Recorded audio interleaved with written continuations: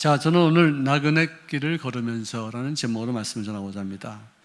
성경에 나오는 인물 중에 몇 분이 인생을 나그네 길로 비유했습니다. 그 중에서 하나가 야곱입니다.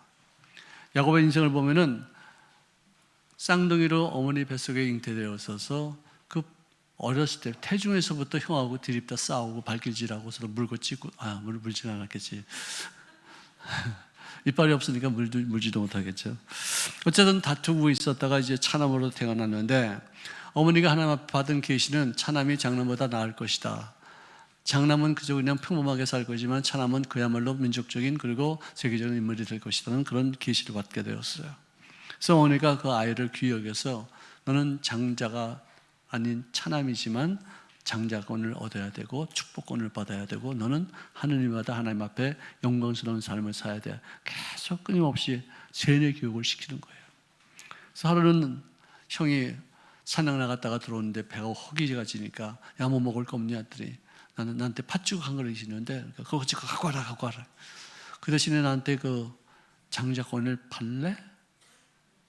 안 팔래? 안 줘. 야야, 무슨 장자권이 나버리 없냐? 지금 배고파 죽겠는데 빨리 줘. 나 밖에. 맹세하고 팔게. 장자권을 우습게 여겼어요. 소홀히 여겼어요. 근데 그 장자권이 얼마나 중요한 것인가를 알았던 야곱이 형의 장자권을 빼앗고 형은 나중에 속았다는 것을 깨닫죠. 아버지가 이제 눈이 멀어서 이제 아이들을 축복해야 되는데 그래도 장자를 축복해야 되겠다 싶어서 에서에게 사냥에 가서 먹을 것을 맛있는 걸 가져와라. 내가 기분 최고로 좋을 때 너에게 축복하겠다는 그 말을 엄마가 듣고서도 야곱에게 알려가지고 내가 좋은 음식을 만들 테니까 형 옷을 입고서 냄새도 풍기면서 아빠가 눈이 좀 어두우니까 너 축복할 거다. 그래서 엄마, 내가 축복은커녕 아버지한테 저주 받으면 어떡해? 야, 저주는 내가 받을게. 너는 축복받아 이 자식아. 까불지 마. 시킨더라 이 자식아. 그래가지고 아버지를 속여가지고 또 축복권을 받았으니까 이 에서가 생각하니까 저 나쁜 놈이거든, 저 도둑놈이거든, 어떻게 저렇게 인간적인 방법으로 자기의 어떤 욕심을 채울 수 있겠는가 싶어서 그를 죽이겠다는 마음을 먹었을 때 엄마가 저 아버지 돌아갈 때가 얼마 남지 않았는데 첫째가 또 둘째까지 죽으면 쌍추상을 내가 당할 수 있으리요 싶어서 야곱을 자기 오빠 집으로 보내는 거예요. 외손님 집으로 보내서 거기서 첫눈에 반해가지고, 지난번에 첫눈이 왔죠, 그죠? 첫눈에 반해가지고 반해가지고 그냥 뿅 꽂혔었는데 아버지가 외삼촌이 말하기를 내가 7년 동안 무보수로 봉사하면 내가 그 딸을 내 아내로 주겠다 해서 열심을 다해서 7년을 봉사했는데 순간적으로 세월이 지나갈 정도로 그렇게 빨리 지나갔어요. 그래서 딴딴따단 하고서 그때는 전부 다 이렇게 가면을 쓰고서, 가면이 아니고 모포도 아니고 뭐라 하죠? 면사포를 이렇게 다 가지고서 했는데 눈만 이렇게 보이고서 했는데, 아니 아침에 첫날 밤을 치르고 나서 아침에 이렇게 보니까 눈이 개심치레하고 밀렐레한 그런 여자가 하고서 자고 있거든. 정말 얼마나 실망했을까요? 얼마나 큰 탄리가 났겠죠. 인생이 이렇게 꼬이는 거예요. 잘 풀리지가 않아요. 그래서 삼촌한테 따졌더니 우리 동네에서는 언니가 동생보다 시집을 먼저 가야지 그게 거꾸로 하는 법은 없다. 네가 또 7년 동안 무엇을 일하면은 동생까지 내가 주겠다. 그래가지고 동생을 얻는 반면에 7년 동안 무엇으로 자기 노동력을 다 탕진했어요. 자기는 재산이 없었어요. 그래가지고 그 사이에 아이들은 많이 태어났는데 야곱은 그래도 장녀 레아보다도 레이첼, 뭐죠? 라헬을 좀 귀히 여기고 사랑했기 때문에 여자들끼리 뭐 분규가 일어나고 또 종들을 지려버려가지고 애를 낳고 그래가지고 11명이나 다 낳았는데 서로 그 사이에서 얼마나 힘들고 괴로웠겠느냐. 아내가 뭐 한 둘 있으면 좋겠다. 아이고 하나도 힘들었겠대. 4명을 데리고 살았으니 얼마나 힘들었겠어요. 인생은 진짜 박살난 거죠, 그냥. 그래가지고 삼촌을 속여가지고 또 재산을 많이 모아서 밤에 식구들과 더불어 야반 도주하는 거예요. 야반 도주하다가 약복강 나루터에서 강을 건너야 되겠는데 들리는 소문에 의하니까 형이 나에게 원한을 갚기 위해서 400명의 군사를 끌고서 쳐들어온다는 얘기를 들었어요. 그래서 식구들은 다 보내고 자기만 혼자 남아가지고 있다가 그 식구들을 다 죽이고 자기도 쫓아오면 그때는 튀려고 준비하고 있었는데 천사가 나타나서 씨름을 하는데 이겨야지 뭐. 엎치락 뒤치락 하다가 천사가 이 환도뼈를 팍 치니까 그 다음에 쩔름발이가 된 거예요. 여러분이 환도뼈를 쳤다는 게 뭐냐면은 이 엉치뼈하고 이 허벅지뼈가 이게 탈골이 된 거예요. 얼마나 아팠을까요? 이거 탈골이 되면은 갖다가 받쳐도 해도 쩔뚝거리며 평생 살았다고들 의사들은 말해주고 있습니다. 그래가지고는 저는 어쩔 수 없이 앞으로 가도 죽고 뒤로 가도 죽고 앞으로 가도 옆으로 가도 죽고 그러니까 애가 형이나 만나고 죽자 해서 갔더니 형이 쩔뚝쩔뚝하고는 그 동생을 보고서는 또 울컥하고서 감정이 치솟아서 너 나를 속이고서 이렇게 사기치고서 도망간 것 같고서 결국 이것밖에 안 되느냐? 어쩌다 이렇게 되나 싶어서 같이 울고서 그다음에 형하고 헤어져서 가는데 세겜의 어떤 추장이 디나라고 하는 자기 딸을 겁탈해가지고 욕을 보였다 싶어서 자기 형제들이, 아들들이 11명이 덤벼들어가지고 세겜의 추장만 아니라 그 시족을 다 멸합니다.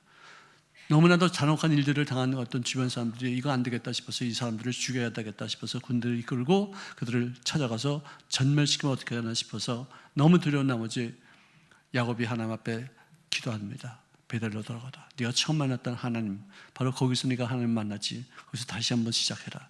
그래서 거기서 베델로 가서 기도하니까 제단을 쌓으니까 그 원수들이 세겜을 죽였다 해서 분개를 하는 사람들 오히려 더 야곱의 식구들을 두려워하는 나머지 추적을 그쳤다고 기록합니다. 근데 거기서 자기가 제일 좋아하는 아내가 또 베냐민을 낳았다가 죽었어요. 근데 거기다가 또 요셉이 또 사라졌어요. 짐승에게 찢겨서 죽었다는 어떤 거짓말 보고로 인해서 내가 그렇게 사랑하는 사람들은 하나하나 다 놓치는구나.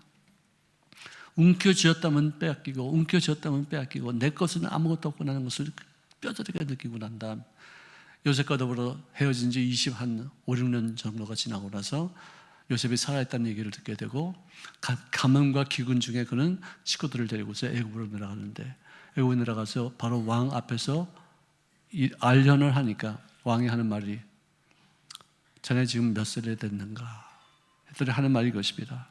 나의 나그네 길 세월이 130년이니이다. 우리 조상들이 나그네 길 연주에 대해 비교해서 나는 젊게 살고 아직도 살 날이 많이 있지만 내 이 짧은 인생을 살면서 그야말로 못 볼 것 볼 것 별꼴 다 겪으면서 험악한 세월을 보냈습니다. 라는 고백을 합니다. 나그네 길이 자기 중심적으로 모든 것을 움켜쥘 때마다 빼앗기고 아무것도 없다. 털터리가 됐다. 이제는 먹을 것이 없어가지고 기근에 이렇게 아들을 찾아서 여기서 먹을 것을 예비해놨다는 생각에 여기까지 오게 됐으니 내 인생은 그야말로 회한의 투성입니다. 내세울 것이 없습니다. 뭐 해놨다고 할 것이 없습니다. 나그네 길이었습니다. 참 아주 처절한 어떤 그런 고백을 이렇게 듣게 하고 있습니다. 그 다음에 다윗은 골리앗을 때려부시고 나서 인기가 상승해서 사울에게 시기를 당해서 그는 추적을 당했는데 그는 그 많은 어떤 그 어려움 속에서도 그 모든 일들을 극복하고 하나님의 뜻에 의해서 움직이게 되어졌고 숱한 어떤 그런 죽음의 어떤 고비를 넘기고 전쟁을 통해서 수많은 사람들을 죽이고 피를 흘리고 엄청나게 큰 아픔을 겪게 하는 어떤 일들이 있었어요. 근데 그가 나중에 내가 할 수 있는 것은 성전 건축을 내가 해야 되겠다고 마음먹었지만 하나님께서는 너는 그 피 묻은 손에 어떻게 성전을 건축할 수 있는 어떤 그런 자격을 가지려고 하느냐. 너 안 된다. 너무나도 많은 전쟁을 통해서 수많은 사람들을 죽였기에 네 그 손으로는 성전 짓는 것이 합당치 않다. 네 후손이 하게 될 것이냐 했을 때 그가 하는 말이 역대상 29장 14절의 말씀입니다. 우리가 주의 손에서 받은 것으로 주께 드렸을 뿐입니다. 즉 내가 지금 성전 건축을 위해서 준비하는 그 모든 일들은 하나님이 나에게 주셨기 때문에 하는 것이지 내 인간의 힘으로 나의 어떤 지혜로 내가 어떤 재능이 있어서 돈을 모아서 이런 성전 건축을 위한 기금을 마련하는 것이 아닙니다. 우리는 우리 조상들 같이 주님 앞에서 이방과 나그네와 거류민 인들입니다. 내가 가지고 있는 것은 아무것도 없습니다. 내가 갖고 갈 것도 없습니다. 내가 내세울 만한 것이 아무것도 없습니다. 하나님이 나에게 주신 것을 그대로 내가 100% 바쳐서 성전 건축을 통해 우리 후손들에게 믿음이 계승되어지는 그 일을 감당할 수 있도록 하겠습니다. 정말 기가 막힌 얘기를 하는 거예요. 우리 믿음의 조상들은요, 나그네 길을 살았다고 다들 고백합니다. 내가 지은 것은 없어. 내가 이루는 것도 없어. 내가 가져갈 것도 없어. 내가 내 것이라고 말할 것이 없어. 오직 하나님 앞에 온전하게 나에게 주신 것을 다 드리는 것뿐이다. 예수님 자신도 오늘 본문 말씀에서 내가 배고플 때 먹여줬지, 내가 목마를 때 마시게 했지, 내가 나그네 되었을 때 네가 나를 영접했지, 내가 헐벗을 때 옷을 입혀 병들었고 또 투옥당했을 때 나를 찾아와서 나를 돌봐주었지. 주님, 우리가 그런 적이 없는데요. 그러니까 하신 말씀이 이것입니다. 내가 진실로 너희에게 이르노니 너희가 여기 나의 형제 중에서 지극히 작은 자에게 하나, 그에게 한 것이 바로 곧 나에게 한 것이다. 할렐루야. 옆에 분들은 여러분들이 도와주면은 바로 예수님이 받으시는 거예요. 여러분들이 옆에 있는 분들의 어떤 존재의 의미가 뭐냐? 나보다도 가난한 사람들, 나보다도 소외당한 사람들, 나보다도 인간 대접받지 못하는 소외된 인생들, 그 사람들의 존재의 의미는 뭐냐? 나에게 주신 하나님의 은혜를 그들과 더불어 함께 나눌 때 바로 그분들이 예수님이 되셔서 나의 모든 헌신을 받으신다는 거예요. 할렐루야. 할렐루야. 그러고 나서는 헌신한 사람들은 영생에 얻을 것이요, 돈을 남들에게, 불안한 이웃들에게 나누지 않은 그런 이기주의 사람들은 영벌을 받는다고 이렇게 기록해 있어요. 여러분들, 우리가 어떻게 하면 영생을 얻을 수 있죠? 우리가 어떻게 하면 구원받을 수 있죠? 구원의 조건이 무엇입니까? 행위입니까? 믿음입니까? 믿음이죠? 나의 의인은 오직 믿음으로 말미암아 구원을 받으리라. 행위로 구원받을 자는 아무도 없다는 것이에요.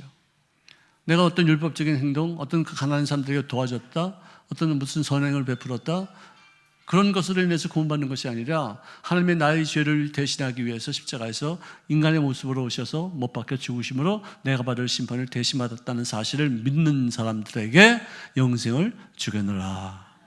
할렐루야. 하나님의 세상을 이처럼 사랑하사 독생자를 주셨으니 누구든지 저를 믿으면 멸망치 아니하고 영생을 얻으리라. 멸망과 영생 사이에는 믿음이 있어요. 아멘. 자, 그런데 여기서는 어떤 구원을 베푼 것, 또 남을 도와준 것, 그것으로 인해서 영생과 영벌이 나뉘어진 것 같은 인상스러운 그런 인상의 어떤 그런 성경 말씀이 있는데요. 이거 말씀은 어떻게 해야 되느냐? 믿음으로 구원받는 사람들이 나를 대신해서 십자가에서 못 박힌 하나님의 은혜를 체험했다면은 당연스럽게, 분명하게, 확실하게 불안한 이웃들을 그냥 넘어가지 않게 되는 삶을 살게 된다는 것이에요. 내가 믿음으로 구원받은 사람의 어떤 그 증거가 뭐냐? 불안한 이웃들을 향해서 뭔가를 베푸는 손길이 있다면 그 사람은 그것으로 인해서 영생을 얻었다는 것을 우리가 증명하는 것이다, 이것이죠. 정말 놀라운 일이에요. 구원받으면은 구제에 참여하는 단계로까지 이어지는 것을 통해서 그들의 믿음이 온전하다는 것을 증명할 수 있게 되는 줄로 믿습니다. 자, 이 나그네인지를 모르는 사람들이 있어요. 나그네는 종류가 셋이 있는데요. 하나는 내가 나그네인지 모르는 나그네요. 이 생이 전부가 다 여기서 살다가 끝나는 것으로 생각해요. 여전히 집착해요. 여전히 움켜쥐고 있어요. 그렇게 가지고 있어봤자, 그렇게 높아져 있어봤자 결국은 다 헛된다는 사실을 모르고 너무 이 세상 것에 집착해요. 놓지를 않아요. 내려놓지를 못해요. 결코 아무리 많이 얻어도, 아무리 높은 지위를 갖췄다 할지라도 안식이 없는 인생. 이 사람들은 우리가 나그네인 줄 모르는 인생이에요. 자, 인생은 나그네인 것을 알고 있음에도 불구하고 어떤 사람은 두 번째 나그네입니다. 갈 곳이 없어. 나그네인 줄 아는데 갈 곳이 없어. 내일 죽을 처이니 아예 먹고 마시고 쾌락을 즐기다 그냥 죽으면 끝이다 라고 생각해요. 쾌락을 추구합니다. 방임 상태로서 현세주의, 목적지가 없는 방랑자로서 사는 사람들 엄청나게 많습니다. 반면에 세 번째 나그네는 정착지가 있어요. 분명히 지금 내가 어디를 향해서 가고 있다는 것을 알고 있기 때문에 내가 정착지에 도착해서 상벌을 받을 때 내가 그때를 위해서 내가 이 땅에서의 나그네 길을 활용하겠다, 의미 있게 살겠다는 그런 사람들이에요. 베드로전서 1장 17절 보니까 외모로 보시지 않고 각 사람의 행위대로 심판하시는 이를 내가 너희가 아버지라고 부르냐? 너희가 나그네에 있을 때 그를 두려움으로 지내라고 말씀하십니다. 우리 하나님은 우리들의 마음의 중심을 보실 줄로 믿습니다. 그렇다고 해서 잘난 사람들, 미남들, 아주 그냥 귀티가 팍팍 나는 그런 사람들은 미워하시느냐? 이거를 요셉 같은 사람도 굉장히 준수하고 정말로 이쁘고 잘생겼어요. 그리고 다윗도 굉장히 이쁘고 미남 그 자체예요. 그냥 끝내죠. 또 누구 있어? 예? 김용준 목사도 이쁘잖아요. 그것도 모르셨어요. 괜히 농담입니다. 예수님의 모습에 대해서는 이사야서가 그는 정말 보잘것이 없이 꾀지지한 사람으로 이렇게 평가하고 있어요. 근데 여러분들, 외모가 좋다고 해서 주님이 기뻐하시는 것이 아니라 외모가 중요한 것이 아니고 내면 세계가 아름다운 사람들. 아멘. 내면 세계가 아름다운 사람은 외모도 좋은 사람도 있고 외모가 별로 좋지도 않은데 아주 속사람이 좋은 사람이 있어요. 근데 너희는 외모로 사람을 판단치 아니하시고 행위대로 심판하시는 그분이 너희 아버지라고 너희들이 스스로 부른즉 너희가 나그네로 있을 때 경거망동하지 말라. 두려움으로 경외심을 갖고 그분을 섬기며 지내라. 하나하나의 모든 과정 하나도 소홀하지 말고 하나도 편견 갖지 말고 진지하게 소중하게 잘 다뤄라. 할렐루야. 할렐루야. 예수 믿는 게 참 쉽지 않은 것 같아요. 그래서 자, 나그네들이 세월을 따라서 어떤 가치관이 많이 변천하는 것을 우리가 볼 수 있어요. 19세기의 가치관은 자유에 있었습니다. 왜? 그때 당시에는 제국주의자들이 세상을 다스리는 어떤 그런 시대였기 때문에 억압하고 침략하고 식민지화하고 착취당하고 그냥 인권적으로 멸시당하고 눌려서 자기 나라 말도 잘 쓰지도 못하고 자기 이름도 갖지도 못하고 또 학문을 우리가 공부해도 어떤 편견된 어떤 그런 이상을 넣는 어떤 그런 이념의 어떤 학문만 추구하고 그러던 시대였었어요. 일본의 항복으로 태평양 전쟁이 끝난 줄도 모르고 괌의 한 동굴에서 27년 동안 숨어서 산 일본 군인 요코라는 사람이 있었어요. 나무 열매를 따먹고 나무 뿌리를 캐먹으면서 나리가 빠진 총안전을 의지하고서 살다가 결국 체포당해서 본국으로 소환당했는데 전쟁이 끝난 줄 몰랐어요. 이렇게 세상이 이렇게 뒤집어졌는지 몰랐어요. 일본이 이렇게 발전한지 모르고 세상이 이렇게까지 진보했는지 모르고 원시인 같은 그런 삶을 살았었어요. 그때는 인종차별도 심할 때였었어요. 성차별도 심해서 특히 여성들의 권익이 상실되고 인간 이하 취급받고 정말 선거권도 없었어요. 여자들이 교육을 받아 택도 없는 얘기였었어요. 근데 여성들에 대한 어떤 인권도 많이 좋아지고 요즘은 너무 무서울 정도로 그냥 여자들이 세졌어요. 안 그래요? 여러분들 아주 내가 세졌다니까 뭐 시침이 딱 대고 앉아 계시네. 여자들 지금 무서워요. 쳐다보기도 힘들어요. 항상 고개 숙이고 따라다녀야 돼요, 저는요. 아유, 무서워. 그래서 인종차별과 성차별은 욕구가 갖고 있던 그 총과 더불어 함께 이런 박물관에 보관될 정도예요. 그렇게 여자들이 참 세졌어요. 남자들이 학교 들어가서 대학에서 술 먹고 담배 피고 뭐 당구 치고 막 밤낮 돌아다니는 그 바쁠 때 여자들은 공부 딱 해가지고 판사, 변호사, 뭐 의사, 뭐 별 사자는 다 붙여가지고 다니면서 남자들을 업수 여기고 우습게 여기는 그런 시대가 우리가 살고 있는 시대예요. 무더워. 자, 20세기의 가치 기준은 뭐냐? 평등이었습니다. 평등, 우리가 평등하게 살아야 되겠다 싶어서 강제로 무력으로 실현하려고 하다가 오히려 더 큰 불평등과 억압을 초래한 한 주의가 있는데 그게 뭐냐? 공산주의, 사회주의예요. 아니, 평등은 있는 사람이 나눠줌으로 서로 같이 이렇게 레벨을 같이 맞추는 게 이게 기독교적인 평등이고요. 공산주의 평등은 있는 사람의 것을 억지로 뺏어가지고 나눠주니까 서로 가만히 있어도 갖다 주지 아무리 벌어봤자 다 뺏기지 일 안 해요. 그러니까 공산주의는 망하게 돼 있었어요. 우리가 북한을 보더라도 평등 이념을 이미 포기한 지 오래된 북한은요, 그 덕분에 오히려 극심한 빈부격차가 생겼고요. 계급 사회가 되어져서 평양에 있는 사람들과 평양 바깥에 있는 사람들의 차이가 하늘과 땅같다. 그런 엄청난 차이가 있어요. 평양 바깥에서 사는 사람들은요, 꿈도 못 꾸고 뭐 상상도 못할 어떤 그런 호화의 극치가 평양에 있는 줄 몰라요. 그것도 그 정도로 격차가 심해요. 그것뿐만 아니라 우리 자본주의 사회도 빈부격차가 심각할 정도예요. 아무리 애써도 노력하고 애써도 헬조선 뭐 공익이 없다 이거예요. 소망이 없다 이거예요. 정말 비참하게 그런 어떤 격차를 해소하기 위해서 어떤 국가에서는요, 특별히 싱가포르 같은 국가 내에서는 사회주의적 자유주의 체제로 전환하고 있는 상황이에요. 여러분들, 싱가포르는 사회주의 국가입니다. 근데 사회주의면서 민주주의, 개인 어떤 그 사회를 전부 다 평등하게 살기 위해서 많은 노력을 하고 있는 그런 어떤 상태의 나라예요. 자, 이렇게 빈부격차라는 그런 모습을 완화시키기 위한 분위기가 오늘도 이렇게 몇 나라에서 시원적으로 이루어지고 있는데, 그래도 인간이 만든 그 모든 체제, 어떤 이념, 모든 어떤 주의는 완벽한 게 없어요. 아무리 좋은 걸 갖다 놔도 이것이 천국이다, 이것이 완벽하다, 이것을 통해서 모두가 다 행복을 느끼게 할 수 있는 어떤 그런 제도는 없어요. 있을 수가 없겠죠. 자, 그렇다면 우리가 살고 있는 21세기의 최고의 가치관은 과연 무엇일까? 여러분 한번 생각해 보세요. 우리가 지금 생각하는 최고의 것이, 가장 이상적인 어떤 일들이 무엇인가? 저는 생각하기에 섬김에 있다고 생각합니다.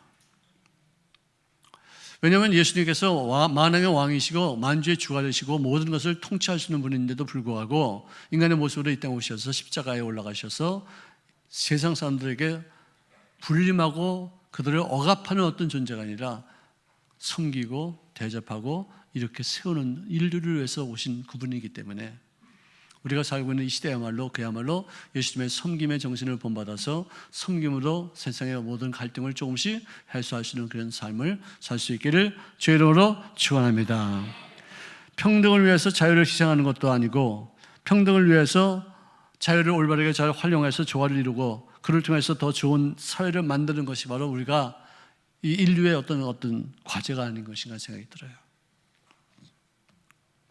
어떤 사람이 지옥에 갔더니 굉장히 삐쩍삐쩍 다 말라가지고 영양실조에 걸려있더래요. 그래서 왜 이런가 싶었더니 보니까 그들은, 그래서는 천국에 가니까 천국에는 전부 다 살집이 다 쪄있고 그냥 포동포동하고 얼굴에서 빛이 나고 그냥 행복에 겨워있더래요. 근데 가만히 보니까 천국에서나 지옥에서나 밥 먹는 숟가락이 이렇게 한 2-3m 정도 길더래요. 네? 숟가락이 이렇게 길면 어떻게 해야 돼? 네? 그죠? 여러분들은 천국 가겠네. 떠먹여주는 거 서로 떠먹여주네. 근데 지옥에 있는 애들은 전부 다 욕심이 많아가지고 자기가 먹겠다고 하니까 이게 못 먹고 자기 흘리고 못 먹고 던졌다가도 붙고 그래가지고 못 먹어서 삐쩍삐쩍 말라가지고 피골이 상접했다는 전설 따라 삼천리.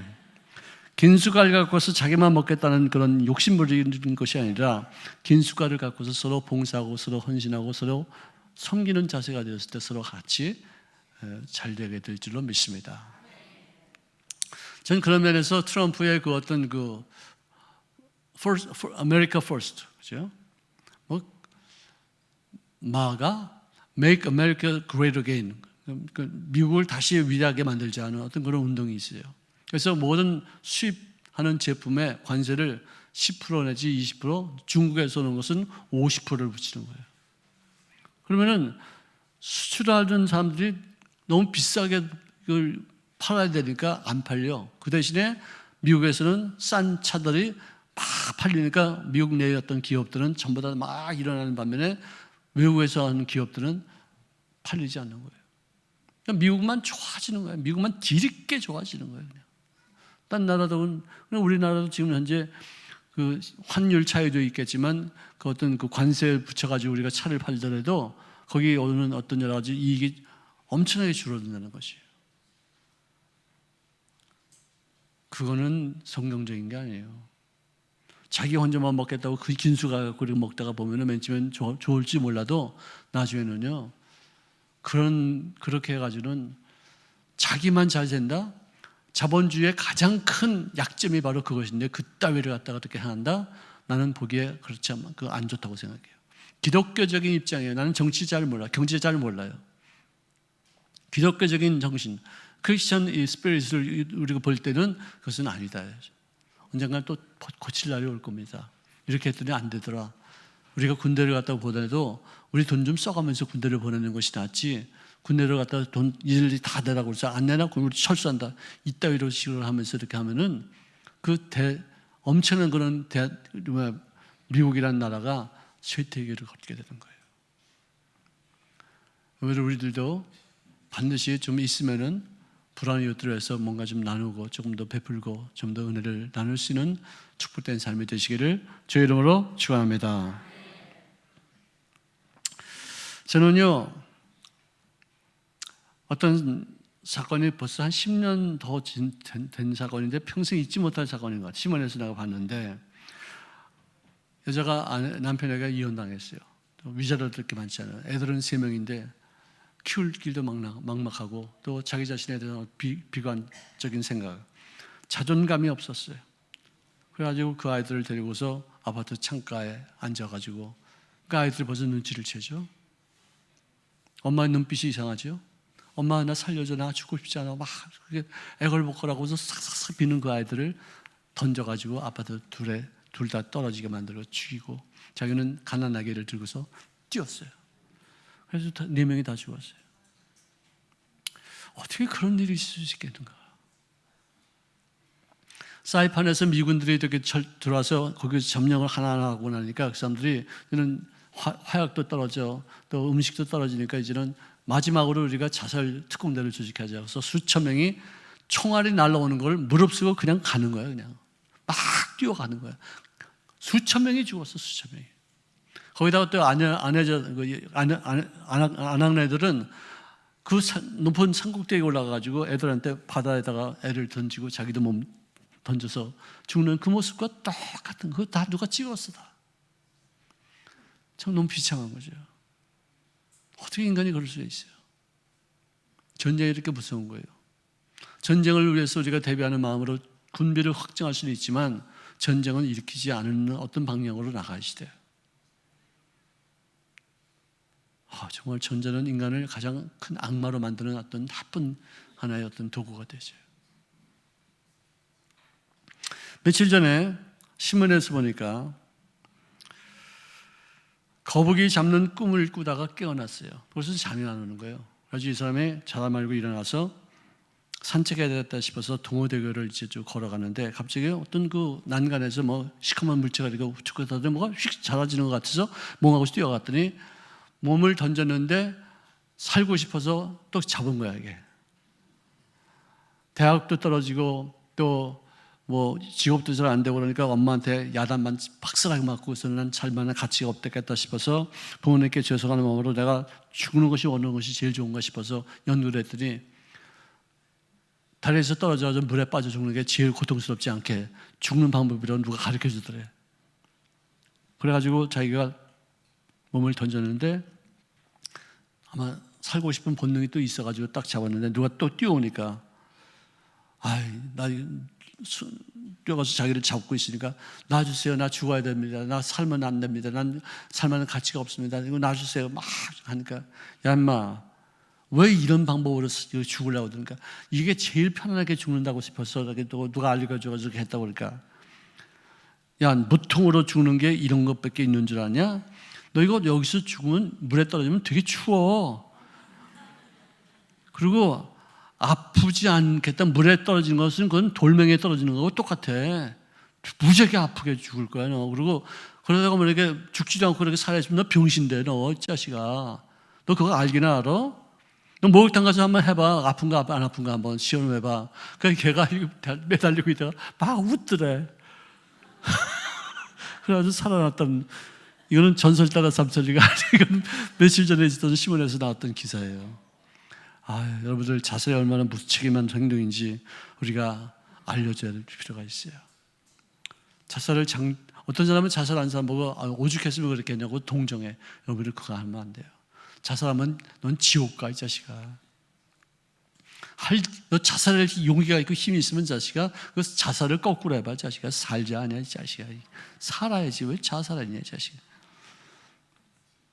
여러분들 이웃을 내 몸과 같이 사랑하려면 기술이 있어야 되고요, 지식이 있어야 되고요, 능력이 있어야 되고요, 자신감이 있어야 되고요, 자존감이 있어야지만 될 줄로 믿습니다. 자기를 존중히 여기는 마음이 있어야 돼요. 이 말은 뭐냐? 나의 부족함을 내가 인정합니다. 어리석습니다. 모자랍니다. 하지만 그럼에도 불구하고 하나님은 나를 사랑하시고 나를 귀히 여기시고 내가 받을 심판을 대신 받기 위해서 십자가에서 못 박힐 만큼 나를 존귀히 여기셨습니다. 네가 나를 욕해봐라, 내가 너에게 쓰러지는가? 너가 남만 욕해도 하나님은 나를 사랑하셔. 나는 존귀한 존재야. 나는 목적이 있어. 하나님의 뜻을 따라서 이루기 위해서 나를 이 세상에 보내신 하나님의 섭리가 있는데 네가 욕해봐라. 난 절대로 난 낙심하지 않아. 욕하는 입이나 아파라, 이놈아, 자식아. 할렐루야. 저도 목회를 하면서 들 때는 실패하지만 실망할 때도 있고 낙심할 때도 있고 내가 좀 부족해서 또 겪는 아픔도 있어요. 그걸 갖고 와서 나한테 막 비난하고 욕하고 말이죠. 막 그냥 정말 살고 싶지 않은 마음이 승을 들 정도로 이렇게 막 험한 말을 한 사람이 있다니까요. 그런 걸 내가 들을 때마다 나는 절대로 저런 말 하지 말아야지. 나는 절대로 저런 말 누구에게 전하지도 말아야지. 내가 그것이 사실이라 하더라도 나는 용기를 주는 말, 위로가 되는 말, 격려가 되는 말을 해야지. 내가 비판하는 말은 절대로 하지. 이런 결심을 내가 하게 되는 거예요. 여러분, 신명기 10장 18절에 보니까 고아와 과부를 위하여 정의를 행하시며 나그네를 사랑하시어 그에게 떡과 옷을 주시는 분이 누구시냐? 하나님이시라. 너희는 나그네를 사랑하라. 왜?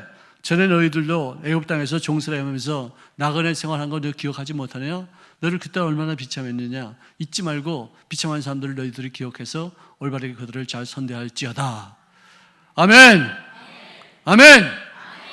구름이 흘러가다 떠돌다 가는 길에 정의랑 두지 말자, 미련이랑 두지 말자. 다 두고 가는 것이니까 내가 살아있는 동안에 남에게 베푸는 그것이 바로 나의 것이 될 줄로 믿습니다. 내가 갖고 있느라고 해서 내 것이 아니라 그것을 베풀 때 내 것이 되는 거예요. 천국에서는 그것을 갖고 상벌을 매기는 거예요. 아멘. 아멘. 자, 여기서 아파트 그 세대 손 들어봐요. 아파트 이거 좋아하는 사람 손 들어봐요. 없네. 그러면 인생은 나그네길. 여러분 나그네길 인생을 보다도 의미 있게 가치 있게 보람차게 하나님 앞에 상급을 받을 수 있는 가치 있는 인생을 사시기를 주의 이름으로 축원합니다.